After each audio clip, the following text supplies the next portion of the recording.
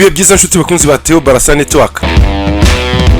Tugiye kubagezaho inkuru twise Amavubi mu bihe byiza. Ni mukore subscribe, like ndetse muna sharing. Ikipe y'igihugu y'u Rwanda y'umupira w'amaguru Amavubi yatsindiye Lesotho igitego kimwe ku busa muri Afrika y'Epfo mu mukino w'umunsi wa kane w'imikino yo gushaka tike y'igikombe cy'isi cyo mu mwaka wa 2026 yongera kuyobora itsinda ryayo. Ibi byabaye kuwa kabiri tariki ya 11 z'ukwezi kwa gatandatu mu mwaka wa 2024. Umutoza Torsen Frank yari yakoze impinduka eshatu ugeranyije n'ikipe yakinnye umukino ubanza, aho Mugisha Boneri yafashe umwanya wa Ruhago Steve, Muhire Keve agasimbura Rafael Yoke, mu gihe George Kwizera yafashe umwanya wa Hakim Sahabu. Amavubi yatsinze Lesotho igitego kimwe ku busa bituma yisubiza umwanya wayo wa mbere mu itsinda C. Muri uyu mukino Amavubi yihagazeho arinda iki gitego yatsinze mu gice cya mbere bituma atahana intsinzi. Ni umukino Amavubi yatangiye abakinnyi b'inyuma nka Imanishimwe Emmanuel, Manzi Thierry na Ange Mutsinzi bakora amakosa yashoboraga gutuma batsindwa igitego, ariko Lesotho ikirangaraho. Ku munota wa 12 ubwugarizi bw'Amavubi bwakoze ikosa rikomeye butakaza umupira, ariko rutahizamu wa Lesotho wasigaranye n'umunyezamu Fiacre ananirwa kumutsinda. Nyuma yaho Lesotho yabonye igitego, ariko umusifuzi wo ku ruhande yemeza ko habayeho kurarira. Amavubi yaje kubona amahirwe make mu minota yakurikiyeho, ariko inshuti Nosa na Keve ntibayabyaza umusaruro. Abakinnyi b'Amavubi nabo ariko kuva hagati kwa Jihad Bizimana, Muhire Keve bakinaga neza, byatumaga Kwizera George na Mugisha Gilbert bakinaga impande babona imipira myinshi. Ibi byanatanze umusaruro ku munota 45 ubwo Bizimana Jihad yahaga umupira Fitina Omborenga, nawe awuha Kwizera George wakinaga umukino we wa kabiri wawufunze rimwe agahita atsinda igitego cya mbere. Igice cya mbere kirangira ari igitego kimwe ku busa.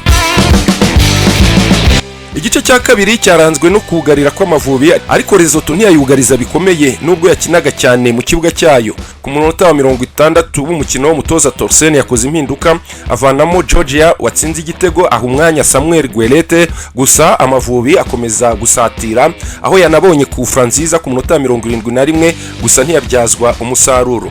Mu minota 10 ya nyuma Lesotho yakangutse ibona uburyo bukomeye ku mupira waruvuye muri corneri, umukinnyi wayo awuteye ugarurwa n'igiti kizamu.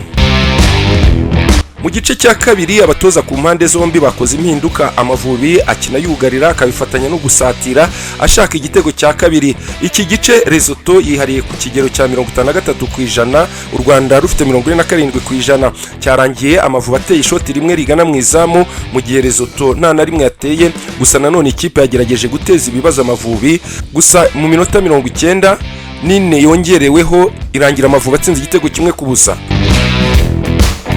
Kino warangiye Amavubi atsinze ahita anayobora itsinda C n'amanota 7.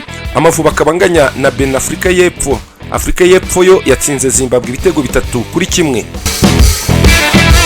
Imikino y'umunsi wa gatanu izakurikiraho izaba ku itariki 19 z'ukwezi kwa gatatu mu mwaka wa 2025.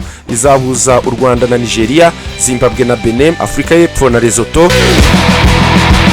Naho imikino y'umunsi wa gatandatu izaba kuwa 22 z'ukwezi kwa gatatu mu mwaka wa 2025. Benin izakina na Afrika y'Epfo, Nigeria ikine na Zimbabwe, u Rwanda rukine na Lesotho. Ku rutonde u Rwanda nirwo rwa mbere rufite amanota 7 ruzigamye ibitego 2.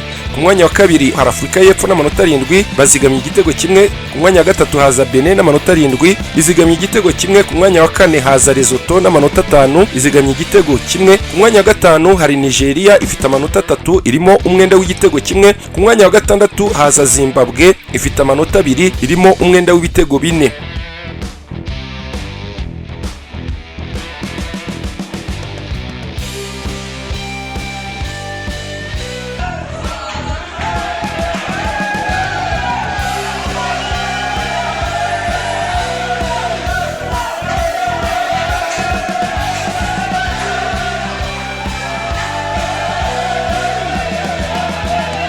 Na nshuti bakunzi ba Theo Barasa Network dusoreje, mukomeze kugira ibihe byiza.